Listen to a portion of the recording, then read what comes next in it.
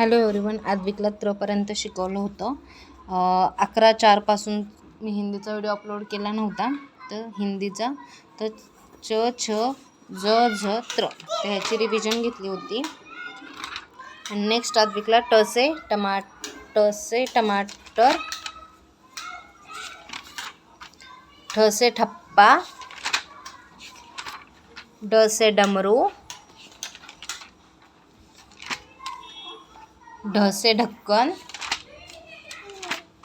न से बाण,